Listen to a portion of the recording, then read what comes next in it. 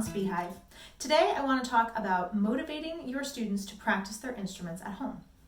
First, I'd like to say that I do not have a one-size-fits-all solution to motivating your students to practice. But I do have several suggestions that have worked well for me in the past. The most important thing I can tell you is this: don't be afraid to try something new or to switch up what you're doing.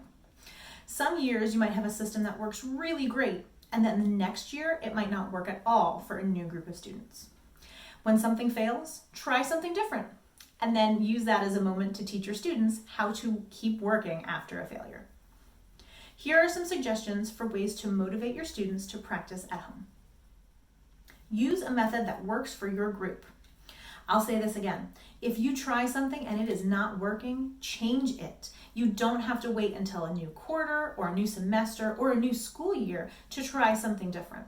So find the method that works best for the majority of your students and go with it. And then find those outliers and see what exactly isn't clicking for them. Because students are not going to be motivated to practice if they hate the system that they're working with. So you need to work with them to find a solution that gets them practicing and gets you the information that you're looking for. So for example, if you're using practice tickets and you have a student who really struggles to remember to bring their practice ticket into school, maybe a solution is they could ask their parent or guardian to email you the information instead. Or if you are doing guided questions with a practice session and you have a student that really struggles with handwriting their answers to things, and that happens in other classes as well, a solution could be that they're allowed to type their answers instead of handwrite, or maybe they can speak them into a voice memo and send it to you. Create and work towards specific goals. You've probably found that practicing because you're supposed to and the incredibly vague to get better are not great student motivators. That's why at the beginning of each school year, I ask students to create goals that they would like to achieve by the middle of the year and by the end of the year. I ask them to be as specific as they can so that it's easy to tell when they've achieved a goal. I make sure that we take steps to achieve their goals. They are usually within the scope of our curriculum, but it's okay if they're a little outside.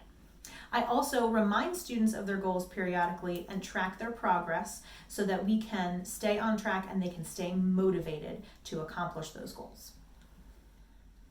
Competition. This isn't always ideal, but if you're struggling to find things that motivate your students, it usually works.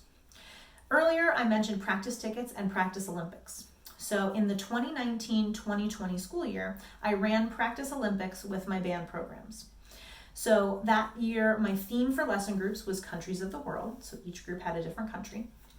And I had practice tickets that the students would have to record their practice time at home. And then they would come in each week for their lesson and turn in their practice ticket. I would add up all of their minutes of practice and record it. And then we had a leaderboard in the classroom where each group had a sign for their lesson group, their country, and I would keep it updated with how many minutes each group was at for practicing time. And so after a couple of weeks of working through this system, students would come into the room and almost immediately look at the leaderboard to see where they were ranked and how close they were to other groups. And then I would hear them talk about how many minutes they wanted to practice, total amongst themselves and everything like that. So I did have a space on each practice ticket for a parent or guardian signature, and I would not accept the tickets without that signature. I also very frequently reiterated to my students the components of a successful practice session to make sure that they're getting enough out of it and not just focused on the amount of time that they're practicing.